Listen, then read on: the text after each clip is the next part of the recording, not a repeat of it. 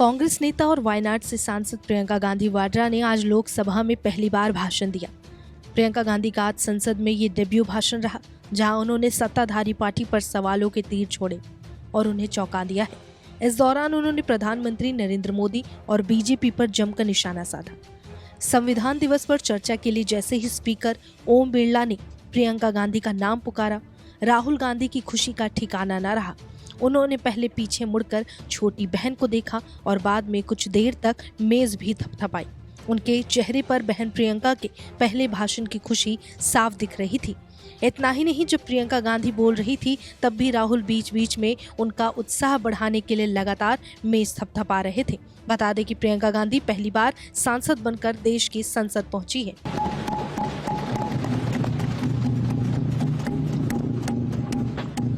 नमस्कार माननीय अध्यक्ष महोदय जी, आज आपने मुझे इस सभा में बोलने का मौका दिया, इसके लिए मैं आपकी बहुत बहुत आभारी हूँ। वहीं बाहर निकलने के बाद भाई राहुल की बात करें तो उन्होंने प्रियंका गांधी की स्पीच पर तारीफ करते हुए वंडरफुल कहा है। Wonderful speech. Better than my maiden speech. Let's put it like that. Priyanka Gandhi के संसद में जबरदस्त भाषण के बाद भाई राहुल गांधी, मां सोनिया गांधी और खड़गे का बयान भी सामने आया, जहां सभी ने प्रियंका की खूब तारीफ की। सोनिया गांधी ने जहां प्रियंका के भाषण को एक्सीलेंट बताया, वहीं खड़गे ने भी जमकर तारीफ की है। Excellent speech, very good. All the facts she put before the government and how the constitution is misusing and they are not protecting women, people of this country. That he completely spoke and we are very happy about her performance. Priyanka Gandhi ने सबसे पहले शहीद जवानों को अपने भाषण में श्रद्धांजलि दी। सबसे पहले जो सुरक्षाकर्मी, जो जवान अफसर 13 दिसंबर को संसद की सुरक्षा के लिए शहीद हुए, उनके प्रति मैं श्रद्धांजलि व्यक्त करना चाहती हूँ। इसके बाद प्रियंका गांधी ने बैलेट पेपर से चुनाव का समर्थन करते हुए ईवीएम पर सवाल उठाए। आप भी बैलेट पे चुनाव कर लीजिए, दूध का दूध, पानी का पानी हो जाएगा। आगे प्रियंका ने उन्नाव में हुए रेप कांड पर यूपी सरकार को घेरते हुए सुरक्षा व्यवस्था पर सवाल किए। उन्नाव में मैं एक रेप पीड़िता के घर गई, उसे जलाकर मार डाला था। वो शायद 20-21 साल की होगी। हम सब के बच्चे हैं। हम सोच सकते हैं कि अगर हमारी बेटी के साथ बार बार बलात्कार हुआ और फिर जब वो अपनी लड़ाई लड़ने के लिए गई तो उसको जलाकर मार डाला गया होता तो हम पर क्या बीतती। मैं उस बच्ची के पिता से मिली,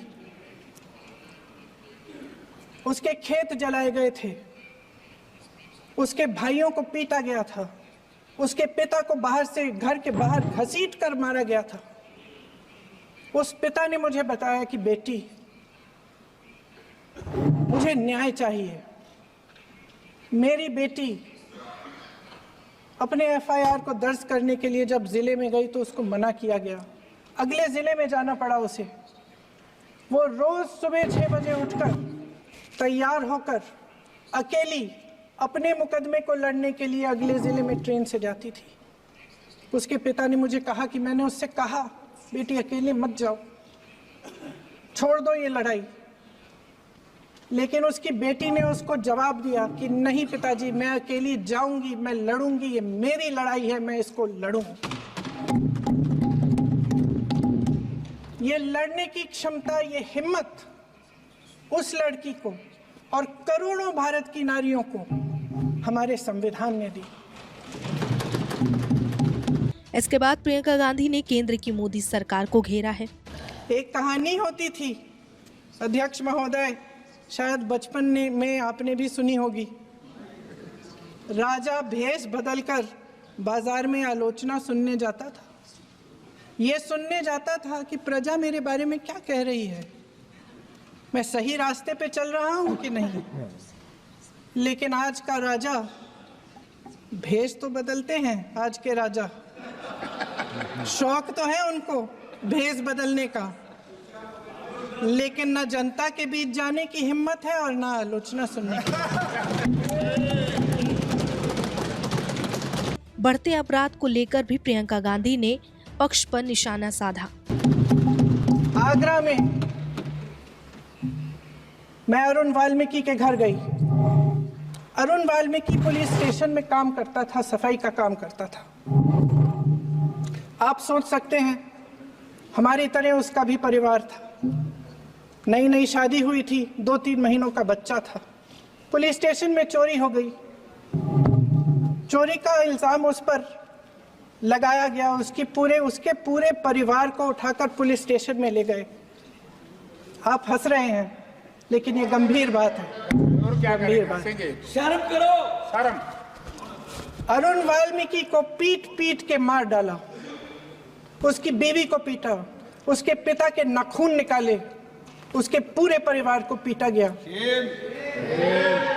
जब मैं उस जवान महिला से मिलने गई जो अभी अभी विधवा हुई थी, तो उसने मुझे कहा कि दीदी हमें सिर्फ एक चीज चाहिए, हमें न्याय चाहिए और हम इस न्याय के लिए लड़ते रहेंगे चाहे कुछ भी हो जाए। ये हिम्मत उस महिला को हमारे संविधान ने दी।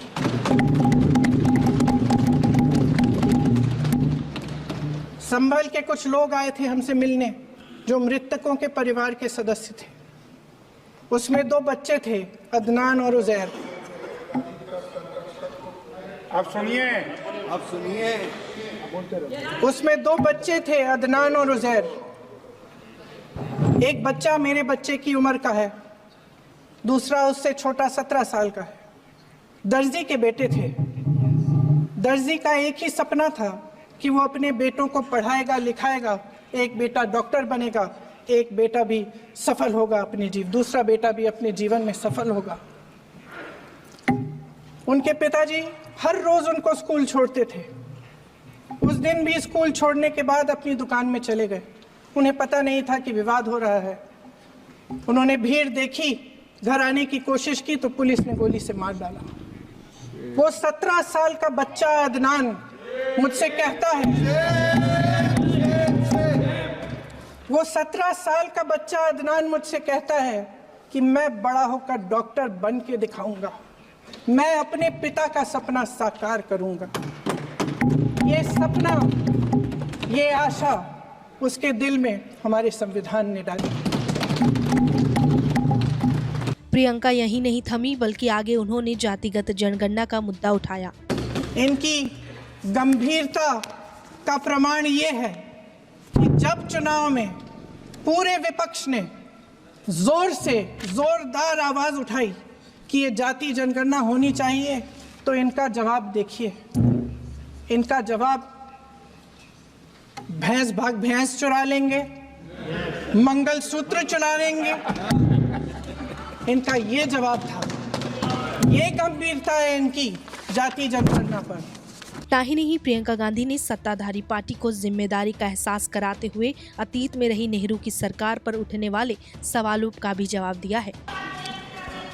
आज संसद में बैठे हुए सत्ता पक्ष के मेरे साथी ज्यादा से ज्यादा अतीत की बातें करते हैं।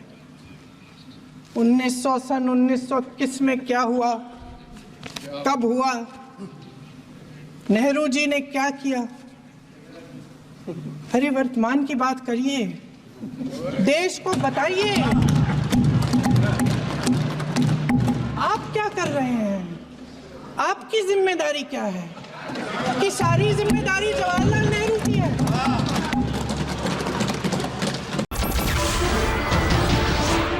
नमस्कार, मैं हूं मानक गुप्ता।